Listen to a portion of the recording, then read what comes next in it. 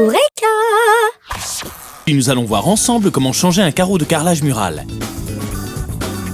Voici donc les différentes étapes à suivre.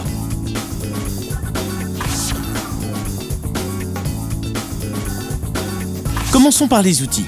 Vous aurez besoin de mortier-colle prêt à l'emploi ou de colle pour carrelage, d'un burin plat, d'un grattoir à carrelage, de mortier à joint prêt à l'emploi, d'une spatule crantée, de lunettes de protection, d'une batte en bois, d'un maillet en caoutchouc, d'une raclette en caoutchouc, d'un marteau, d'un burin pointe. Étape 1, retirez les joints autour du carreau à changer. Pour retirer les joints de carrelage, commencez par gratter les joints avec un grattoir à carrelage. Grattez bien les joints sur toute leur épaisseur. Et si vous n'avez pas de grattoir à carrelage, vous pouvez aussi retirer les joints usés avec un burin plat et un marteau. Étape 2, cassez le carreau à changer. Cassez le carreau avec un burin à pointe et un marteau. Placez le burin pointe au centre du carreau et donnez un coup bien fort avec le marteau pour qu'il se fissure. Les éclats peuvent être dangereux, n'oubliez pas de porter des lunettes de protection pour cette étape. Étape 3, retirez le carreau. Avec un burin plat, décollez et retirez les fragments du carreau que vous avez cassé.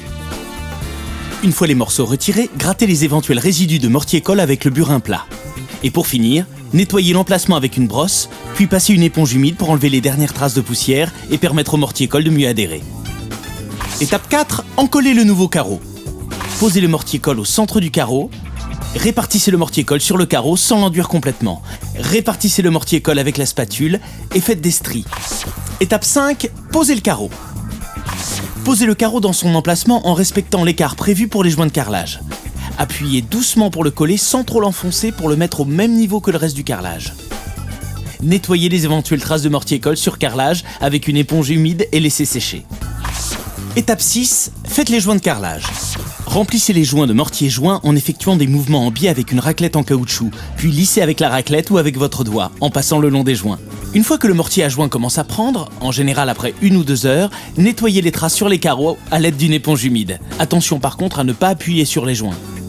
Passez ensuite un chiffon sec pour éliminer l'humidité et laisser sécher le temps indiqué sur l'emballage. Parfois il peut y avoir des traces blanches au niveau des joints une fois qu'ils sont secs. C'est du voile de ciment. Vous pouvez utiliser un produit spécial pour éliminer ces traces. Répartissez le produit sur les joints et les carreaux avec une éponge. Laissez agir quelques minutes, puis frottez avec une brosse jusqu'à ce que les traces disparaissent.